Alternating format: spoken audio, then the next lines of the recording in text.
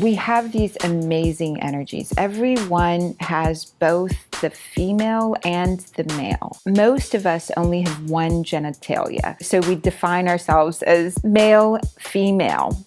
So that genitalia gives presence to our most dominant way of being in the world. What created us gives us everything. So we both have the masculine and the feminine, no matter what gender we are.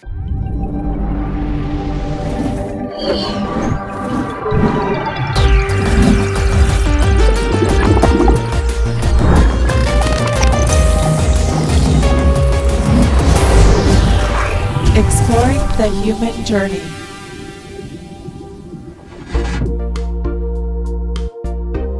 Where do you feel most free? Is it in your relationships? Do you feel like you can count on your partner to catch you, to lift you up? Do you feel like you can share anything there is to share and not be judged? Can you play in the most delightful way to your own heart? Stepping into your divine masculine, into your divine feminine. You know exactly how to ask for what lights up your heart, what brings you the greatest amount of joy, and what allows you to express yourself as the most delightful young girl or young boy. I'm so excited for you to join me in this episode. I want you to know how to be you and how to be you in love. Hi and welcome. I'm so glad you joined us today. Today we have Dr. Sarah Larsen back with us, and wow, we're going to have such a great conversation. We're going to talk today about the masculine and the feminine, and Dr. Larsen's going to teach us all about how to be a man, how to be a woman, and for those of our friends that are in same-gender relationships, how to deal with your partner, whether it's the masculine or the feminine that you're in. Dr. Sarah, welcome. Oh, thank you so much. I'm so grateful. I love that I also get to be your love coach. I know. We have been we signed up to do coaching with you through the Miracle Makers program that you have. And it is so expanding. I mean, if this is a testimonial for all of the things that we are learning and growing, expanding with, then so be it. But your contribution to us has been amazing. It's amazing. I don't think you had an idea of what you were going to do. You didn't know. You thought you were going to help us business coach.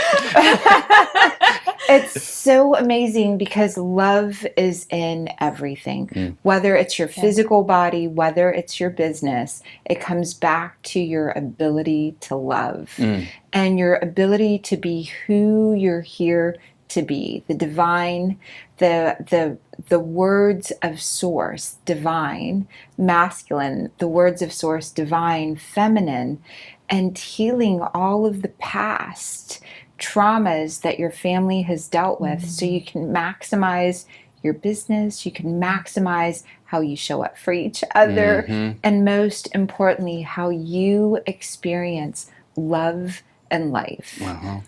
It's good. It's Well, we've been learning the different roles that the masculine and the feminine characters play, and that our bodies have the masculine and the feminine in them. So if you would give presence, because some people think I'm a man, I'm masculine, or I'm a woman, I'm feminine, but we have these energies in us. We have these amazing energies. Everyone has both the female and the male. Most of us only have one genitalia. So we define ourselves as male, female. So that genitalia gives presence to our most dominant way of being in the world. What created us gives us everything.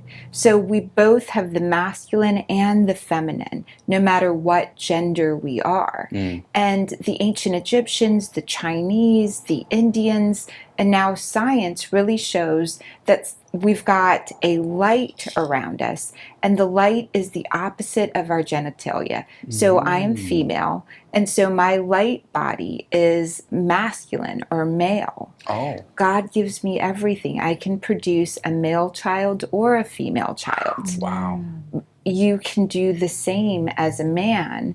Your light body is feminine. And so you're always wanting to give from your light to a feminine energy field. Oh, wow. And it's so beautiful because when you're in a same gender relationship too, you've got your partner's light, what you're attracted to most. Your partner's light so beautifully demonstrates the aspects of you that you want to bring more light and joy to with your genitalia or your physical body. Yeah. Oh, that's so beautiful.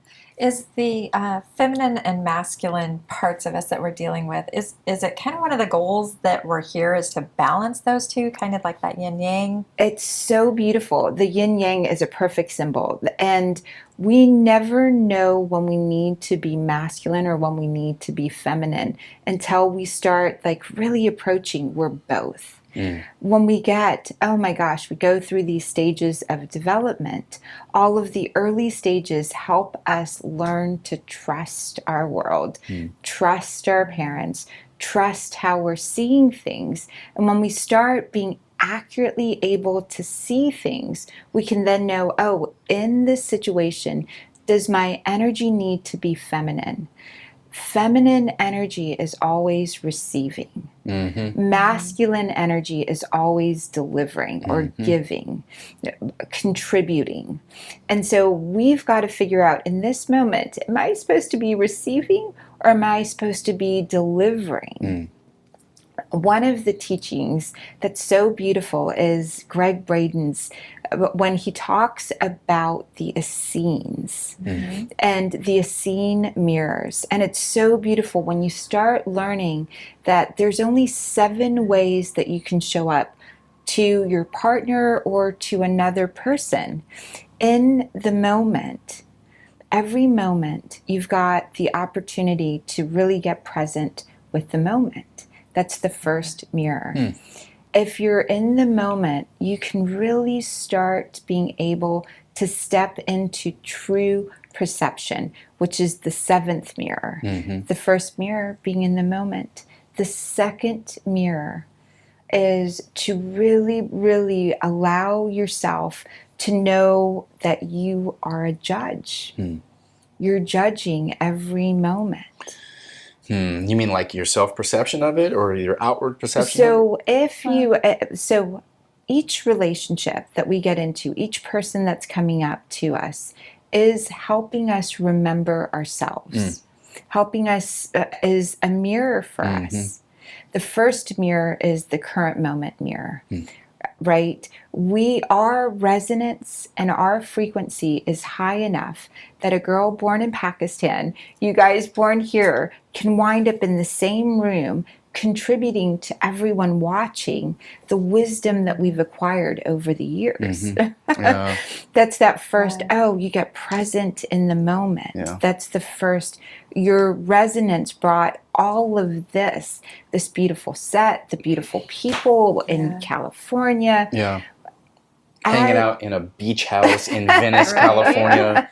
It's extraordinary. Hanging out here, your frequency, you in the moment are all of this. This is your mirror. This is my mirror. This is everyone who's watching this's mirror, that they've drawn this into their lives as well. So that's that first step of be in the moment and really get this is what you've created with your resonance. I heard Bruce Lipton say this, and it was so beautiful. He said, a gazelle doesn't need to go talk to a lion to know that the lion is dangerous. Oh, wow. It has its species, right? Your speciation. The gazelle's species knows that lion is dangerous for it. And yet we humans did not step into the best part of our speciation because our parents wanted to fit in or wanted to contribute to society, had us conform, had us turn down our senses early on, turn down our specialness and our speciation to fit in. And so in the moment, when you get present in the moment, you're activating your speciation, your specialness, who you are, and you can sense if someone's dangerous for you. Or you can, like the gazelle, can sense that lion, right? Yeah. And it's so important to fully understand our bodies are so intelligent. The divine masculine, the divine feminine, stepping in, you've got both of them involved. And in the moment, when you step into that moment, that first mirror, you start initiating and activating your 50 trillion cells. Yeah. You've got 50 trillion cells that have 1.5 volts in each one of them. That's a lot of energy. That's a lot of energy. Yeah. Wow. And when you bring that energy to the people you're with, it's hot. You know, you get with some people and it gets really hot. Yeah. Yeah. So the mirror of the judgment then is how you fit with that other person. That right. The second mirror is, so you have to get, oh, I was given a narrative, like exploring the human journey. Yeah. I was given a story. Much of the story that I was given as a kid is blonde hair, beautiful eyes is the definition of beauty. That's the narrative I grew up with, right? Watching it on television, Elvis movies, so beautifully seeing that. So that first mirror is, I'm using it all the time. I'm in the moment. Then the second mirror, I get, oh my gosh, I judge this as beautiful. And if I'm comparing myself to this beauty, am I shutting myself down? Am I turning myself on? Am I measuring or judging or dampening what could come through me because of that filter of what was explained to me in my upbringing, what is being produced by my genetics? So you're comparing yourself more or less. So you're comparing yourself. You're judging. Yeah. That is like to me, that's like the problem with me, and I'm comparing everything. How do I measure up? Am I measuring up good? Rather than just being that present, just I am me. I am me, being present in the moment, and then just know that you're going to be judging everything. It's automatically. You can't help it. It's already there. You're going to label it. You're going to, and once you understand that and start wondering, how am I judging this moment? Oh, is this thought bringing me joy, or is this thought bringing me down? Is that thought even true? And judgment is the thief of joy, or comparison. Yes. Is the thief of joy. Anytime you're comparing yourself, you're going to rob yourself of this moment to some degree. You're going to rob yourself of some of the energy that your cells are producing. You're going to rob yourself until you really get, oh, I'm going to do this no matter what. And I'm going to love myself as I'm judging.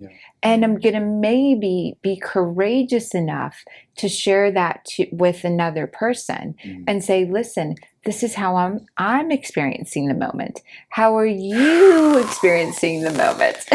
This is a free show. I mean, you're just dropping these knowledge bombs.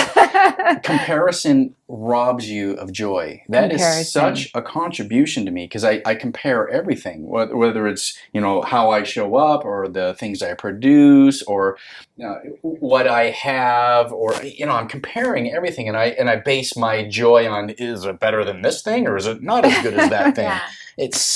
That is so beautiful. Thank you for that. You're so welcome. And in our speciation, right, in our specialness, male energy, giving energy, contributing to other male energy, wants to become better.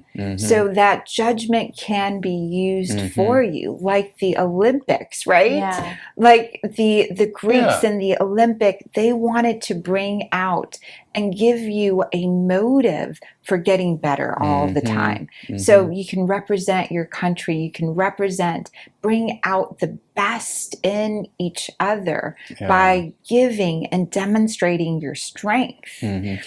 That's a good point. In Conversations with God, Neil talks about envy being one of the positive things. He said, Yes. because the little brother sees the big brother reach up and open the door, and he envies, oh, I could do that. So I like that. So the comparison doesn't have to be a negative light. It doesn't. It can be like, oh, well, you want to be better. You know, look at your circumstances. Do you feel like you have the ability to continue evolving forward? Yes. That's really good, too. It's really good. You just keep stacking knowledge on knowledge.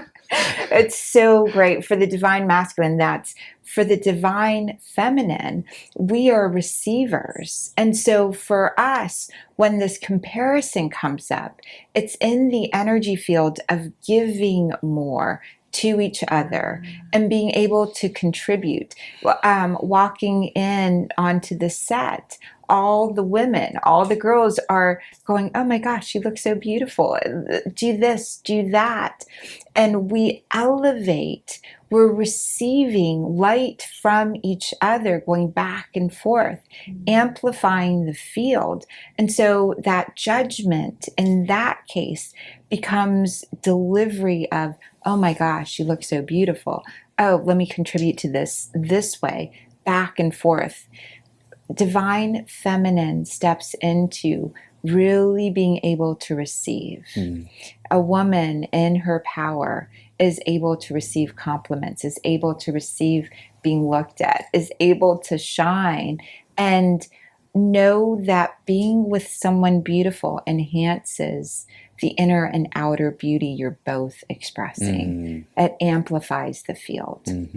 So from these first two points that you've made, that Yes. I know there's so many more, it really comes down to like being able to be present with yourself to judge, okay, am I comparing in a bad way in the shadow side, or am I using this as an actual tool for my soul's evolution to see how I am showing up? And am I showing up in my masculine? And am I showing up in my feminine? And are those the right ways to show up in this moment? It's so beautifully said. And we want to maximize ourselves. We want to maximize the joy we feel, the love we feel, the contribution we can make. And so those are tools, questions, so beautifully said. Yeah, I find that there's a lot of times when I want to be in that masculine, but then I get into I want to talk a lot and I want to feel the emotion, and I'm like, and I'm reminded with a partner that says, oh, you might be showing up in your feminine. Maybe you need to show up in your masculine a little bit more. I'm like, all right. And that's the challenge of relationship. That's the challenge of relationship. And I can show up in my masculine and totally threaten you and the way you function and process. And that's not good either. It's so beautiful because there's no right way or wrong way to do this. When you're in a juicy relationship like you two are, right? It's your... there's a lot of stuff going on. It's definitely juicy. That's one way to describe it. Juicy relationship, this beautiful space. You don't know what's going to come forward. You can fully express yourself. And you get to express the third mirror together. You get to reclaim what's been lost. Whether it was taken away, whether it was given away, or whether it was just purely lost. It's in our genetics. Most of what we're going through is not our fault.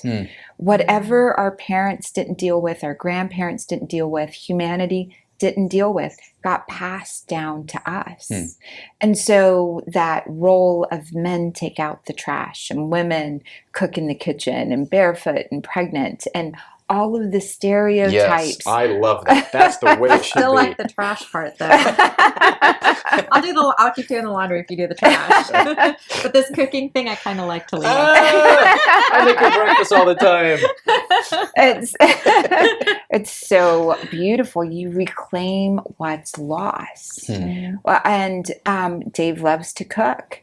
You love aspects of the finances that might be typically associated with the male role, and the role playing no longer impedes what you want to fully express. So what was lost by our parents, grandparents, left in our genetics is now being healed by all of us. That's good. So going forward, anyone can express themselves however they choose. A delightful speciation, knowing, wow, that lion's dangerous. No, that's really good, because I do like that feminine aspect of creativity and, music, producing art. I also like drinking beer and watching football. So I try to find that balance there. I know so many women that love drinking beer and watching football. I mean, that are so into it. And physical sports, wrestling, football. I actually went to high school with one of the girls that in New Orleans wanted to play football, and she wanted to go to an all-male school and wanted to play soccer. Got laws changed to be able to do that, and it's so beautiful. It should and could be based on our physical strength, on our merit, not based on our gender. And it's been in our lifetime that women were allowed to run marathons, right? In the 1970s, women were, shifted to run marathons, and we were given back what was lost because courageous men and women stood together to let her run.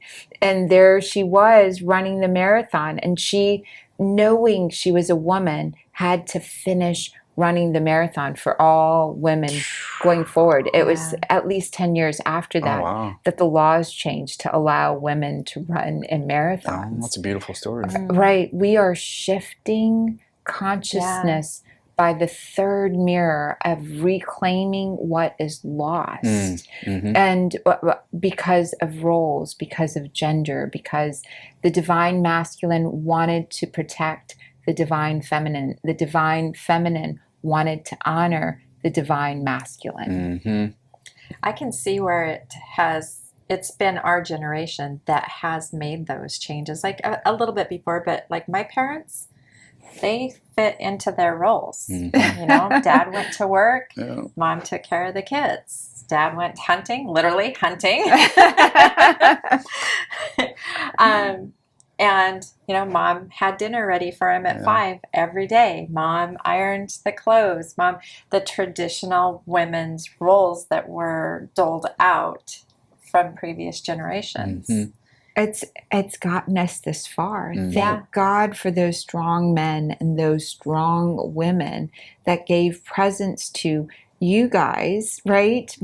For me, to be able to use more capacity of my brain. They did the work, that role gender playing, but it doesn't serve us anymore to have that be enforced in unnatural ways. In that balancing, I see a lot of times that couples get down the road some years and they get into that complacency where they're like, we're best friends, and they got that buddy energy. I have never enjoyed, Gail and I are best friends, but I've never enjoyed being buddies. I have wanted to maintain being lovers and keep that synergy, keep that sexy juiciness between the two of us. And it's been 30 years, and while we're intimate best friends because we've grown up together, I think it's important for us still to have, I'm the masculine, you're the feminine, and let's stay lover partner rather than best friend partner where you become complacent. It's a beautiful thing because you're describing a healed, whole human. Those that aren't healed and whole, can't necessarily step into that. One of my favorite stories is the story about a bucket, right? We're all walking around with our buckets, our love buckets. And at first we go to a friend and go, fill my love bucket. I'll love you a little bit first, but fill my love bucket. Yeah. Fill me up with your love. And then the friend goes away or the partner goes away, and then you're like, desperate for that person to fill your love bucket, and you're walking around with an empty bucket, or you go to the next person and try and fill them up just enough so that they will start filling your love bucket. And you've attached yourself to getting love tit for tat, right? Oh, boy. A little bit of, wow, I'm gonna love you long enough to where we attach. Let's get dependent on each other. Let's fill up each other's love buckets. And a lot of relationships are like that. They're wounded. Their families weren't able to teach them how to be the source of their own love, to be the source of their own joy, Yes. to be the source of that energy. 1.5 volts of energy to each one of your trillion cells, 50 trillion cells that you've got. And when you're in a juicy relationship, chi, life, prana, life force comes through. And if you love someone and you have dimmed your voltage with each other, it's become a habit. It's become a pattern. Yeah. And just like in the beginning, when you started with the tit for tat, filling up each other's buckets, you can learn a healthy way to fill up your own bucket. So you're constantly giving to your partner, enhancing what's possible. And that's where you guys are. You see, Well, we're getting there. Yes. no, that was so good. Last week's episode, we had Jessica Fern on, and one of the biggest takeaways I got is that in relationship, I have created a relationship with Gail where she's my source. Yes. So when Gail's gone and she's with another partner, my source is gone. My masculinity is gone. My love is gone. My bucket is empty. Yes. And so part of my soul journey, part of Gail's soul journey is, what is that other mirror, that other relationship, that other partner? What is that giving?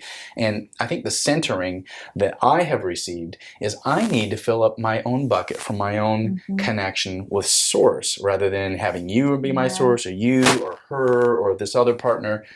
And that's challenging when you feel like you've been in a codependent relationship for most of your life, and you're like, I need to be interdependent and dependent on the source coming from within. That's a beautiful, the source. And most people don't know what the source of their angst is. What's the source that keeps them separate from being able to generate it for themselves? Because if you love me, then I must be lovable. Yes. If she's gone, then I must not be lovable because she's with someone else. And that's the biggest lesson I'm taking away is you're worthy. You're fine. Yeah. And the commitment is really a huge part. One which takes us now to the fourth mirror, which the love that we forgot.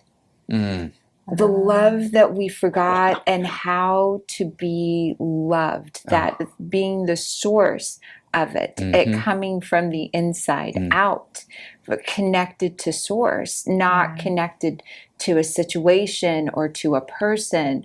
So the fourth mirror that you get to work on, and it's really beautiful because Gail and you are working on this fourth mirror. Yeah. What was... You nailed it. Right. Feeling unloved and, yes. Yes, that fourth. And so the 30 plus years of commitment of being married, the commitment of raising family, commitment to feel all of these things has brought you into, wow, check, check, check, check, check. Yeah. We've done everything that we're supposed to do. Yeah. We've taken this journey to the maximum degree. What's the forgotten love? Yeah. What was the source of it? If it isn't all of these outside factors, that forgotten love is now allowing you to really register and fill up your own bucket. Yeah. Yeah. Yeah. And so you're healing with each other, you're bringing the juice in, you're so in love that you are overflowing from the bucket, able to help others, single and couples and people explore their love journey through being committed together. Yes. Wow. Yeah. That's good. That is really good. And thank you for tuning in today. I'm full. We're done. No. We're We've still got, I think, 6 more Oh beers. my God. This is so good. It's so good. Yes. When you're a child, and we had to feel this, all of us. We had to say, I am lovable. Please love me. Yeah. Please give to me love. Yeah. Then we had to get Pick to me up, space. mommy.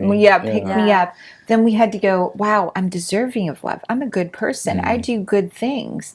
Then we get to the place where like, wow, I am love. I am the source of love. Love has given me all of this. There's a frequency exchange. There's a vibration exchange.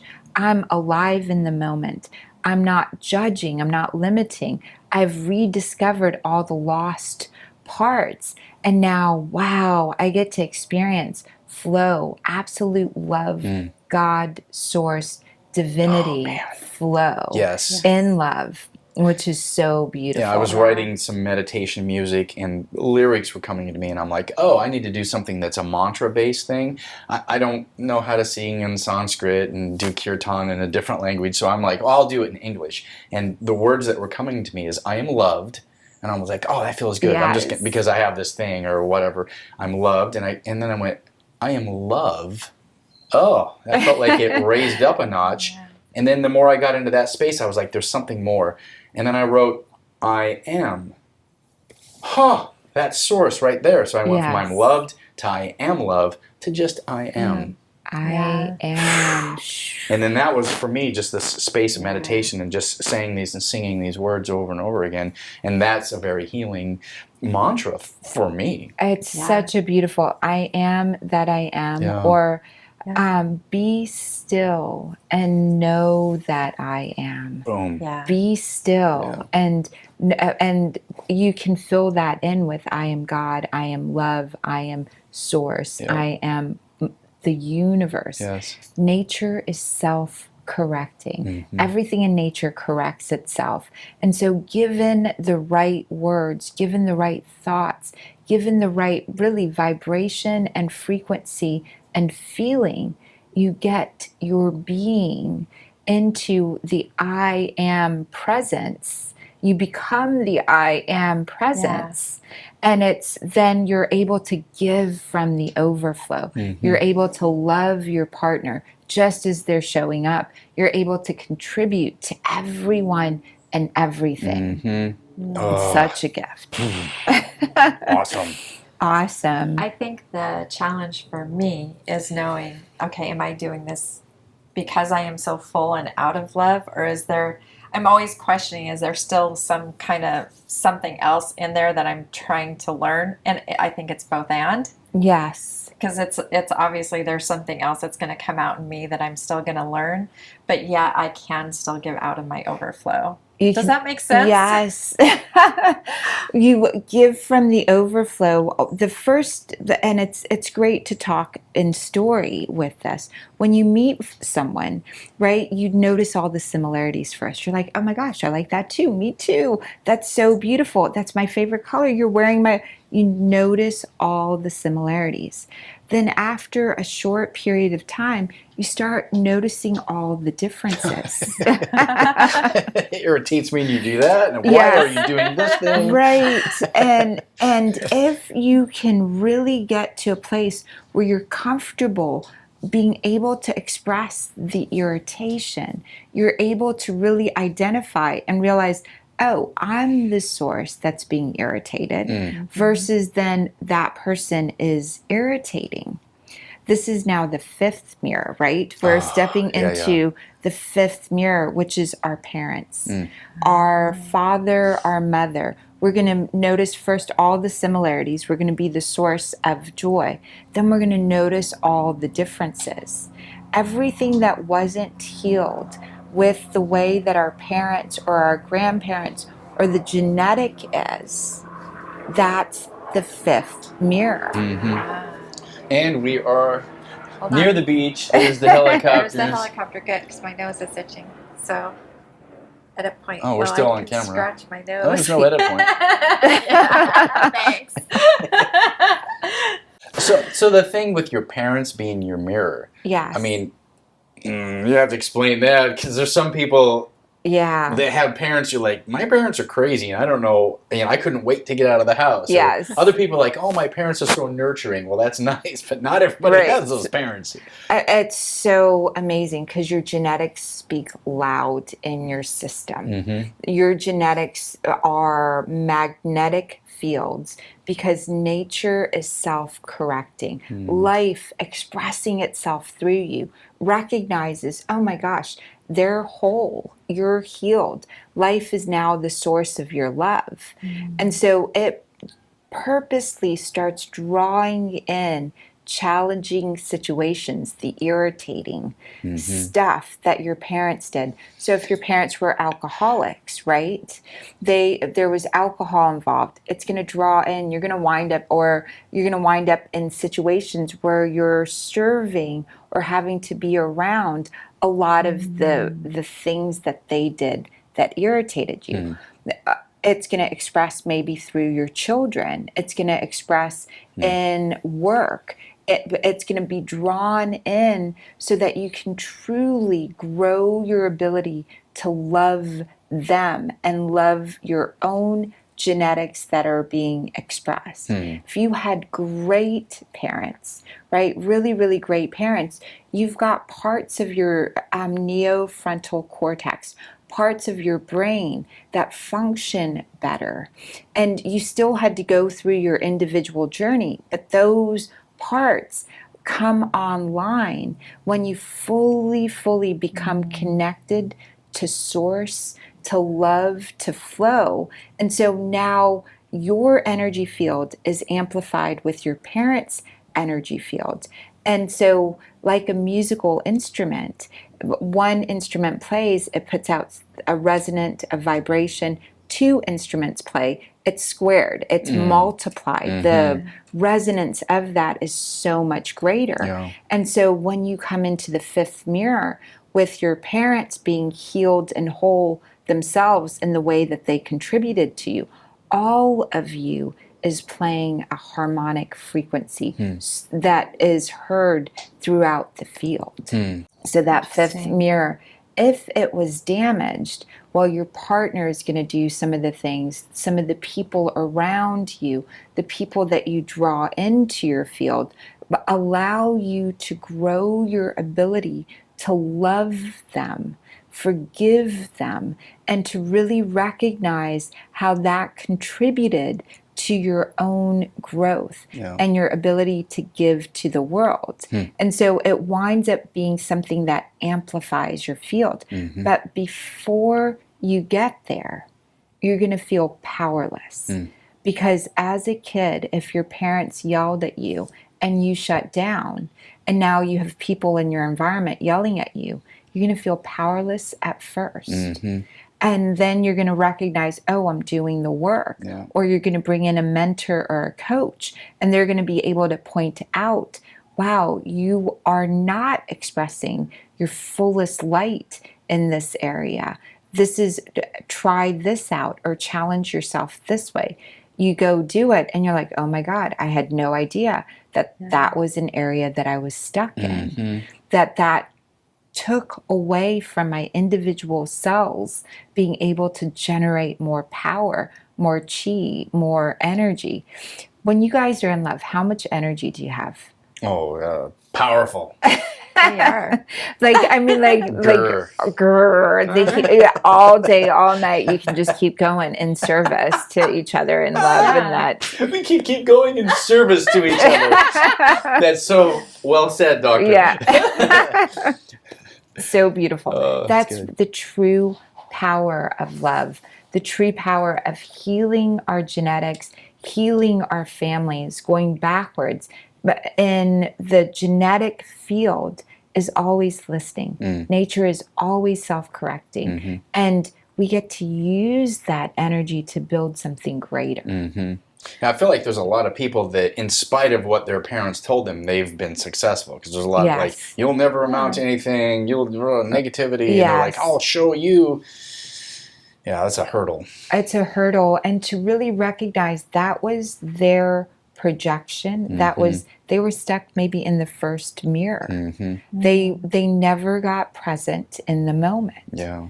You have to, their parents never were in the moment. And so each person getting present in the moment heals their parents of that stuckness. Oh, wow. Okay. So that moment awareness, this is the resonant frequency that we're all part of. Wow, my parents raised me in such a manner to let me stand on their shoulder, even with all the negative words, whatever they were sharing. In the moment, I'm getting to stand on that. Yeah. Yeah. I don't remember a lot of my childhood or how my parents really showed up. Like here and there I do, like a few moments. Yes. So what's going on when So there's that one happens? of two things that's going on. One, it was so traumatic that your brain didn't form the synapses to be able to remember. Or you wanted to please them so much that you were a robot or a mini me for them. That's probably the second one. The mini me, it was, what should I wear, mommy? What should I wear, daddy? How should I set the table? What's the perfect way to be in this moment? So you were connected yourself to your parents to be able to do their work for them. And it took you time to separate your identity away from them to develop who you are. Maybe that's why I wanted to leave as soon as I graduated. Yes. Like I wasn't running from alcoholic parents or abusive parents or anything like that, but there was just a drive within me that said, I need to go on my own journey. And it's because yourself, your specialness, your speciation knew you did the max you could do in that environment. And it set you on this journey to be able to fully realize what you're here to do.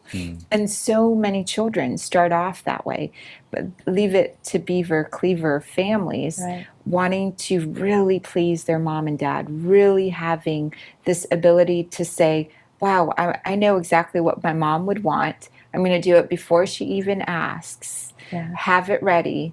And then you get a little taste, a little call to adventure, a little peek, and that's where your memory starts up. What's amazing is it shows up in your hand, right?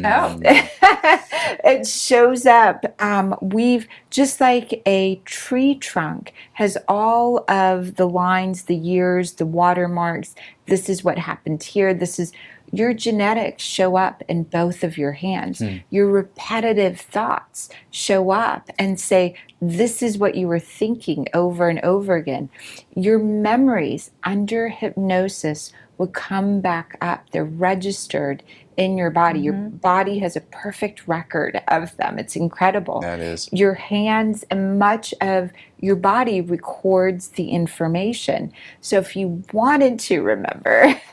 So you're telling me that in my hands, you would be able to say whether it was from trauma or if it was from pleasing. From pleasing. The source of being more of a conduit for your parents' energy. If it's a traumatic situation, you're doing it in self-preservation to always know what your parents need or what your caretakers need. if it's from that pleasing space. And I can show you. I'm so Okay, excited. okay, all right. So we're so grateful for this time, for Gail to hear what she intends to heal here right now. Thank you so much. So we'll open this up, always in service, right? So you did a lot of physically challenging things growing up, not necessarily trauma things, but there was always a physicalness to you. Look at my knees. Yeah. I had knee surgeries. Knee surgeries, that whole, Yeah. so this is what these chains are showing. And it'll be fun because you can take pictures of this and show this whole process. So you were always connecting your life to your mind and thinking and being present. Memories start for you really around 19 is what your hands are showing. And you've had... That's probably about right. Yeah. Because that's after I met Dave. Yeah. After I left. And it's interesting because this line shows that you guys are going to walk together your whole life. Do you see this? Oh, that's beautiful. Isn't that beautiful? It's her memory starts at 19, and you guys see, you can think and see what he's thinking sometimes. It's in here as well, which shows up. She's so connected to you. She knows what you're thinking and Scary. feeling. Yeah, it's scary. Scary. It's so beautiful to have that level. And what can I answer about your childhood that you would want to know? Because it's all here. It's literally all here. What do I want to know? I guess why it is that I don't remember a lot of it, which you're kind of answering. Yes. But, I've had some people say that there was some trauma involved. It's interesting because there's imagination. Yeah. There's a great deal of things that have been imagined about your past. And it's interesting because it's not traumatic. I want to say this. Yeah. So it's very clear. And whatever energies between you and your family they were spending a lot of physical time, but doing so much. So they had a sense of family that was more imagined than real. Okay, a sense of So that was more imagined than real. Always planning a hunting trip, or always planning a pageant, or always doing something else. Yeah. So there was the television version of your family life broadcast to the outside world. Mm-hmm. So your life looked and was experienced as, I'm going to put this in quotes, perfect by those looking in. Okay, that would make sense. And so there wasn't trauma. It's just no one was listening and asking, what do you want? They were always telling you what you want. Mm-hmm. Yeah. And then you would oblige and say, that is what I want. Mm-hmm. And if I did something to disappoint them, especially my dad, I would just break down in tears. Yeah. Because I never wanted to disappoint him. And that's what's showing up. That was the only trauma. But it was the broadcast was always beautiful. Okay. You guys were always broadcasting and co-creating even more but for each other. And you got to give to them. And it wasn't until 19 that you really got to start, really, what do I feel? What do I want? What is it? Yeah. Yeah. And they're great parents. Uh-huh. They're really great parents. This is what's going up here they gave you a lot of connection on your own to spirit. Like they weren't trying to define spirit for you. Yeah. That's right here. And so that's why when you were ready to leave, you could leave. Okay. That makes sense. What, in terms of it's so funny, you're a little bit hungry.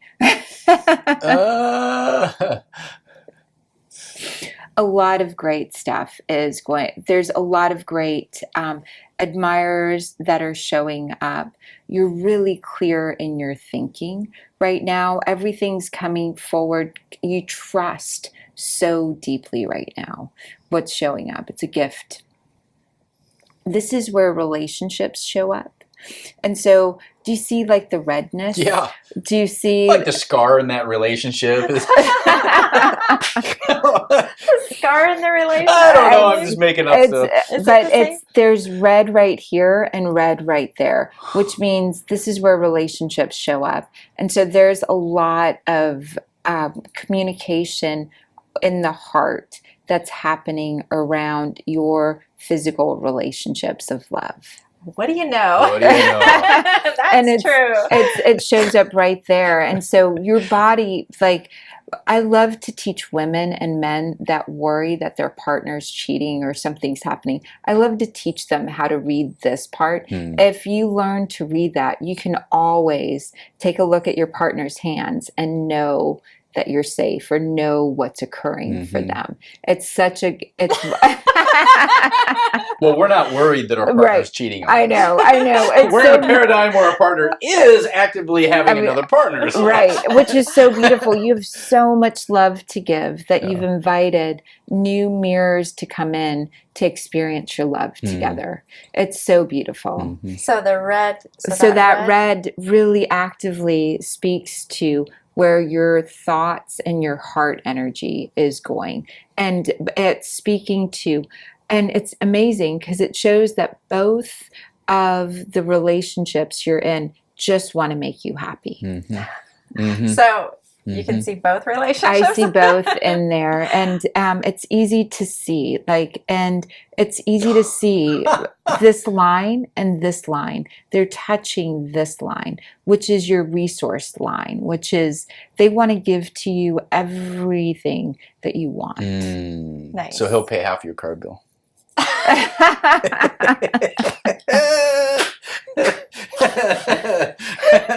That's funny. It's a true statement if you really step into it too. That's funny. Oh boy. Yeah, really beautiful.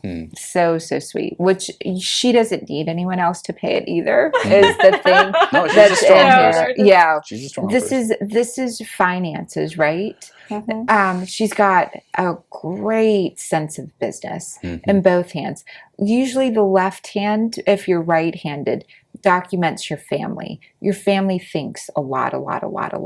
You've really cleared up worry. You don't worry. They hold a lot of, that's what all the fine lines are. And so you had to teach yourself not to worry. Yeah, it's in there. And then each of, like, the nails really represent breathing, and you've got, and friendships and nutrition. When there's friendships that they're on your mind all the time, friendships are going to show up in your nails. Like when you're worried, there's little calcium deposits that show up differently. When your digestion's off, it shows up, right? And so like you can see like the lines and stuff in the nails? Right, the lines really, so this is where you're thinking. And when we measure light coming out of your body, it's amazing. Light comes from your heart, out through your field, out through your hands. This is how Reiki works. This is how energy medicine, the healing works. So anything that is stopping your energy gets registered at the tips of your nails, at the tips of your finger. If you've got moons, which you've got moons in a lot of this half moon shape at the bottom. At the bottom of, it means your thyroid's fine. It means your major organs are really, really fine.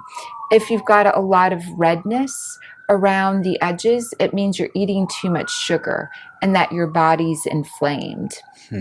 Like,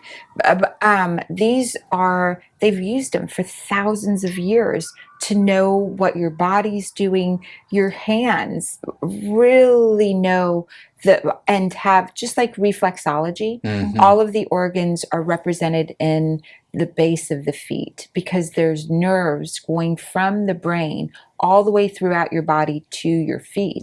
Same thing with your hands. If you were about to trip, your hand would catch itself because your mind already is connected to everything else. You have so many nerves coming here to be able to express and show, oh, what's happening in your feet? what's happening in your thinking, what's happening in your relationships, because you are two energy fields that interact and have communicate on an energetic level with each other. So you can actually, so like the lines can change. And the lines change. One of my favorite things to do is when when someone's like, I really want to release a past relationship. I really want to, and we'll take a picture of this part, and then we'll do the work. We'll spend the day together, really getting clear, going through the mirrors, or going through like love languages, going through the processes. And at the end of the day, we'll take a picture again. They can see all the lines changing. Oh my. Wow. And we've actually seen lifelines growing from the before and after, where there was a suicidal tendency or an urgency that then shifted, and you see it in the lifeline. You see relationships disappear in the like past relationships. You see the trauma of how you experienced your childhood heal, and you see your brain come online in the different parts. Wow. So represented in lines. Yeah. So you can see all of the different mirrors and how you've worked through them in your lifeline, in how you think, and in your heart. Gail loves with all of her heart. Her heart line goes all the way across, and she travels. And that's what this is your love. And see this triangle right here?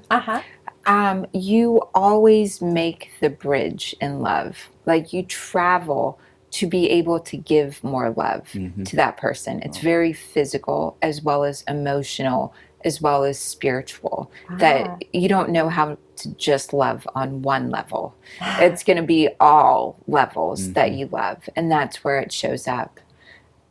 Again, those triangles right there in your love line. Oh, how fun. Isn't that fun? Yeah. So you are actually doing the healing work for the parents. Beautiful. Your parents are able to love more because of the way you love. Yeah, even if there's a little a fight or something, a disagreement, we don't fight, but there are disagreements that we have. She will go out of her way to say, look, let's find a resolution. She's just so generous in her love. She's just, let's get this figured out. I admit I was wrong, and I go, okay, fine, I might have been a little wrong too. She's just such a generous person, and she's always going out of her way to resolve that. It's in your heart line. It's so beautiful. It's so true. And it's this beautiful part of demonstrating the masculine giving, the feminine receiving. You're saying thank you. You're blowing kisses back. You're fully stepped into that divinity, both of you guys, the divine masculine, divine feminine. And what you were saying about healing for my parents, like growing up. Yes. Like my dad never expressed like I love you, or we'd be talking on the phone, hang up, he'd never say, you know how you always say I love you at the end. He never ever did that until later in his life when he had cancer, and I was the one taking care of him.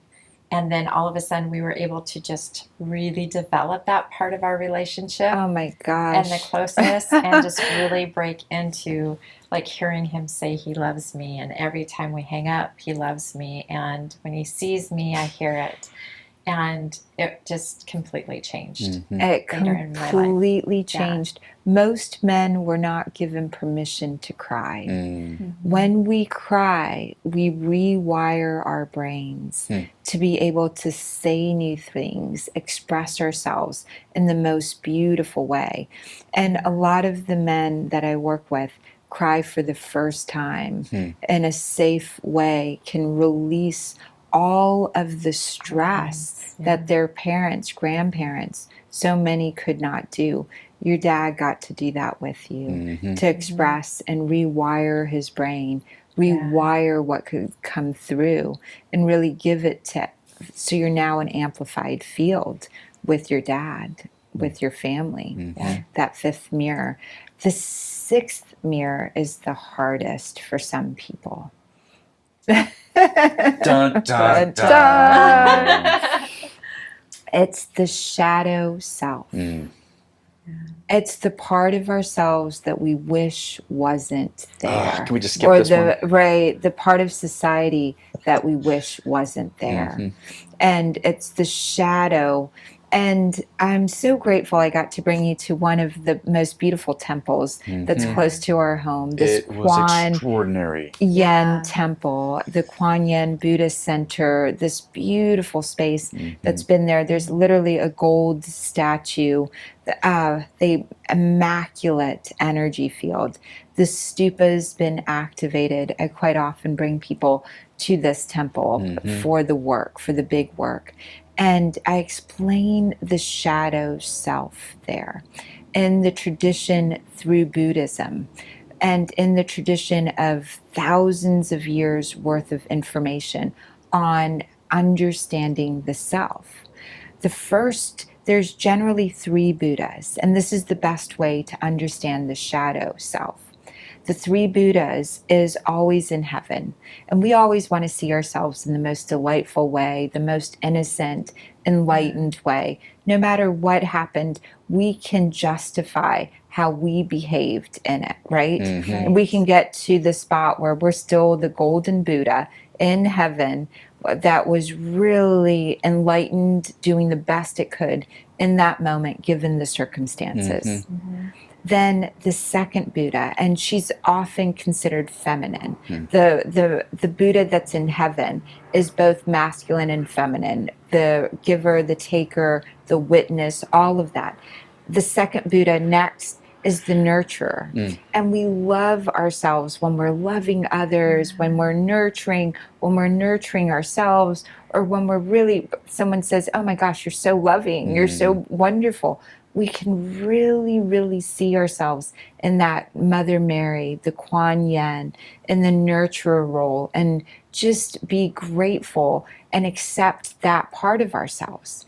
Then there's the third Buddha. Dun, dun, dun. And this third Buddha, we have identified as the devil sometimes. We identified this as the one with all the lower wants and the lower needs.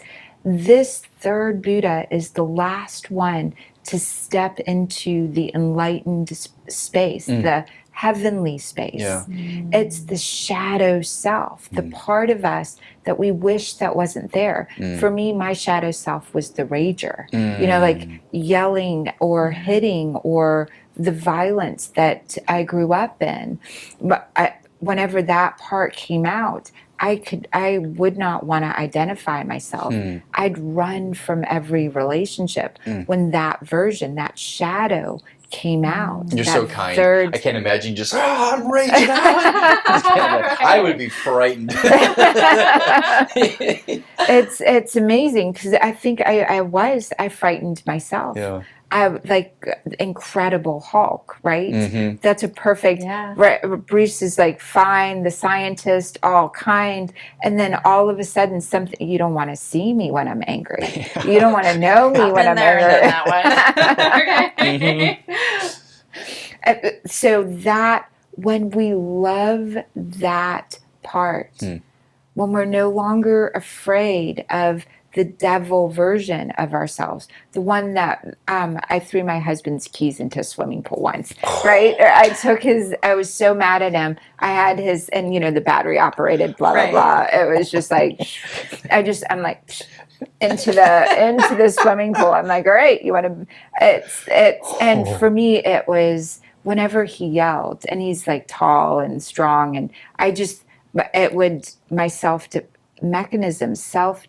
mechanisms would come up, and I would start behaving badly in an attempt to not diminish into a puddle of pure childlike weakness. So my first stage was getting angry back. In that case, throwing the keys in, like that was a step up from the way that I, running away was the first, or feeling great lower vibe energies in his presence whenever we were in discord. And through the commitment, through being married, through Well, our term is you're forgiven before you do anything. So whenever the negative, the shadow, the devil version of self showed up, we stepped into, all right, we're dealing with this lower vibration energy together. We're going to get back to the nurture, and we're going to get back to the enlightened state, but we've got to love this shadow. We've got to embrace it. We've got to express it. We've got to not judge it. We've got to be in the moment with it. We've got to get back everything that was lost from it. We've got to be willing to commit to the next feeling around it. We've got to be willing to go, it's not even my fault. My parents had rage. My grandparents had rage. All of society, Genghis Khan, the way that we war has rage, anger, this energy in it. So that you're like, all right, whatever emotion shows up, I'm going to love that part. But those are the three Buddhas. And we shared that story in this beautiful garden to really go, there's the enlightened one that we can always love. There's the nurturer one that we can always just receive and be grateful for. But the last part of us, to enter into the heavenly moment with us, to enter into this garden of possibility with us. I love sharing this. Where does your past live? Does your past live behind you? Does your past live in your head? Or does your past live out here because you can see it all? Yeah. Much like a kitchen, everything that occurred in the past, it's full of ingredients. You can make the most wonderful, nurturing next moment, nurturing meal using everything that you've got from the past. If you're with someone and they're expressing rage, you're like, and you can sit with them and you're like, God, I had that rage too. And you share your stories and you say, I love you through the rage. I love you through the addiction. Right? Some people have sexual addiction, porn addiction. Some people have things that they've never been able to tell another human being. When you can sit with them and go, wow, this is where you get to love yourself. You're healing this for humanity. The past is right here. You can cry about it, rewire your brain about it, and create the most juicy moment, experience, meal from all of the richness of the past. Then you step into the seventh mirror, which is self-perception. You know that you are perceiving this moment as love, as life, as authentic flow, synergy, energy, co-creating with your words, with your life, what will contribute the most heaven-like experience to everyone else that you encounter. Wow, that is so good. Because I think that's what this whole journey is about, is how am I discovering who I am? Yes. You know, in relationship, in business, in creativity. Yeah.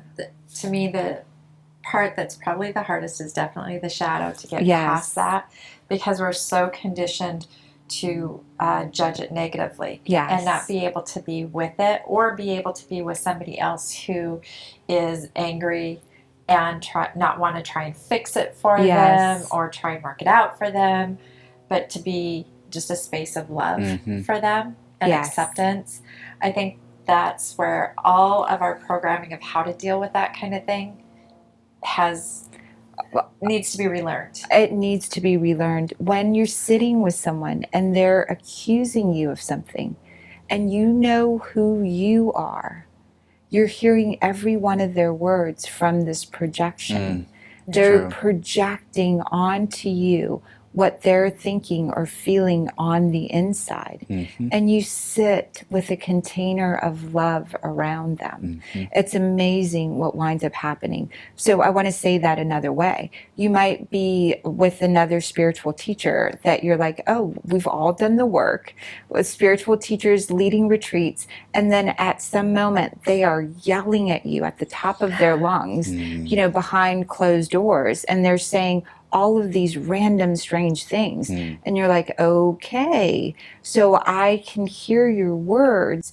And this is the projection. This is the space that you're in. And you hold the container of love around them.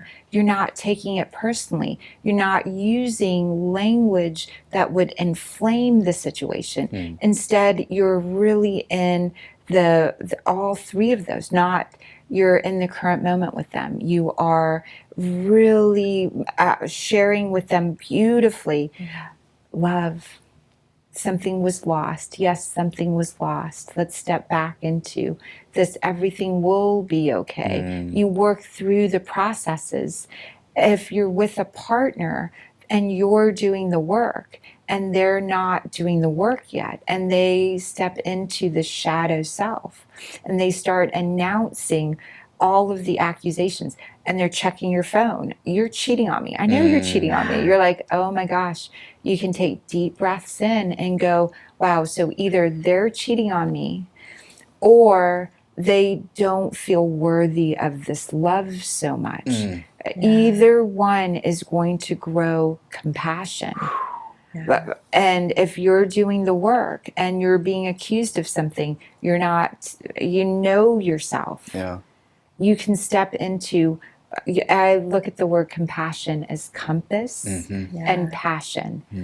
I love being able to use passion to initiate my heart into loving that person back into themselves, not adding more judgment, not adding more fear. And sometimes your compass is like, wow, that person's really toxic. You've got to self-love here, and you've got to have passion for your life force, and you've got to leave this relationship until you can come back to it from a stronger perspective. That's good. You know, one of the most important things that we've learned, that you've taught us, is that intimacy cycle. Yes. And I love how you break down the words, the compassion, and then you break down the words intimacy, into me. No, Into me you see. Into me you see. Oh, it's so beautiful the way you say that. And if you would just give presence to that. Intimacy is some of the most beautiful. If you can share your heart with another person, into me you see. I'm going to share with you the truth of my feelings, the truth of what I'm going through, and I'm going to offer it to you to do whatever you want to do with it. That's true trust. That's true love. And we start out like summer, right? And everything goes through a cycle. Summertime is the earth cycle around the way that the sun affects the earth. Summer is everything is warming up, everything's yummy, everything's in this cycle of connecting. Where does the river start? The mud banks, all of that, everything's seeing into each other. The roots are getting deeper. Then we have fall. And in fall, things start separating out. The second someone starts irritating you, you're going into fall with that intimacy cycle. It's not them that's causing it. It means that you've got to leave the situation and connect with yourself. Winter, autonomy, auto, no, me, autonomy. You go into understanding what you feel like to be yourself again. You're not trying to figure out how to make someone else happy. You're just in the process of knowing yourself. to your own self be true. Yeah. You get into knowing yourself, your own knowing, then you start going into spring and you want to connect. Cooperative ideas start coming up, cooperating together with the people that you want to be in that intimacy cycle with. People have to really get and understand. Some people, like your childhood, there was no autonomy.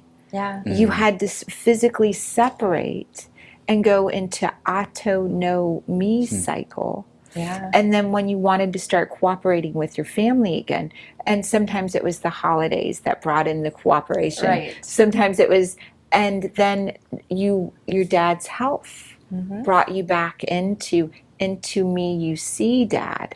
And you gave him such intimacy that he was able to give it back to you. Into me you see, Gail. And to then anytime your dad irritates you or you irritate your dad, it's not about, it's you recognize, oh, I didn't connect to myself enough. It's not about my dad. It's about needing space. And you learn the cycle. Greg, my husband, and I have different cycles. He could spend all day, every day with me, no matter what. It's really funny. He's like, I could just sit here and watch you. And it's a beautiful thing to some degree, except for I want to know me, right? Autonomy. We're on different cycles. And so I shared this with them. Before I learned the intimacy cycle, though, I would get into a fight with him, get into the car, and be driving to Texas before I got back into autonomy, autonomy. And then I would call him and go, baby, I just need some space. Everything's fine. I'm going to go visit my parents, and I'll be back. And the separation, the fall, I created with a fight because he could be around me 24/7. That idea of Disney movie princess, oh, you're supposed to want to be with someone all the time. That you're right. Those sort of movie versions of if you want separate time, there's something wrong with the relationship, right? And so you're like, you create a fight because you haven't been taught that it's okay to want alone time. You don't need, and it's very healthy to have this cycle of intimacy. And when you bring that to your partner and you start saying, oh, honey, I'm feeling irritated. I think this is where I need a little bit of autonomy. Then they don't take it personally. That's back awesome. and forth. Most people don't know how to language that. You had to teach us how to language that. Yes. And it makes a huge difference because you're really aware of what's going on rather than feeling like you're doing something bad or wrong or you shouldn't be acting that way. And maybe then you can language it in such a space where you don't have those fights come out because you just feel it coming on. You know yourself better. You know yourself better. And there's compassion and, oh, you need space for yourself. I get it. I need space for myself versus you're doing something to irritate me. Stop doing that irritating thing. Super good. So good. Super good. There's an ending here. There's a closing, just for time and for contribution. Wow. Thank you. I am just so full of all of these things, and it's just the journey. It never stops. It's always something new, something to process, ever growing, ever expanding. It's one thing you've really reinforced is exploring the human journey, not exploring the human destiny. We're always continuing to grow and expand. So thank you for your contribution to us personally and to us globally. I'm grateful. I'm really, really grateful. This is my passion. It's beautiful. I love doing this. So thank you guys for giving me this platform. I love what you're doing. Well, tell people how they can connect with you, how they can get a hold of Miracle Makers and all the things. Oh, Dr. beautiful. Sarah. We've got a self-love guided meditation. We've got a beautiful loving what is meditation. And that's where I recommend everyone start. miraclemakersacademy.com. And when you're ready to start going through, become a member of the community, you wind up being in a field that's growing. Just like the energy felt between mother and child, the community energy, what's that like? It's the best. Yeah. Yeah. The And we tribe. learn, we grow, we laugh. Oh my God, we laugh. We do. We connect online. There's courses online. There's meditations online. And then when you're ready, if you know you want coaching at the next level, you start filling out the forms and we get back to you and we invite you in so that you're on the best journey that you can possibly be on. Your body heals, you feel, and then you amplify that feeling to thrive for humanity. Beautiful. Awesome. As we close, if there's one thing you want to make sure you leave people with, if there's the most important one thing from today's episode, what would that be for you? For me, it's so important for you to get that you're special. The root of the word species and special is the same. You are needed just the way you are. The thing that makes you unique is what humanity requires expressed now. Your world, our world, is counting on you to be your specialness, your speciation. No one else can do what you're here to do. And Miracle Makers, we want to contribute to that, so you know your speciation, know what makes you special. Beautiful. Yeah. Dr. Sarah, you're the best. I don't know where we'd be without you. Aww. So thank you so much for all of this stuff. And to you, we say namaste. Namaste. Thank you. Thank you. Thanks for joining us here on Exploring the Human Journey. You can find us as a video on YouTube or listen to us as a podcast. You can also join in the conversation by following us on Facebook and Instagram. For more information, go to the website at exploringthehumanjourney.com.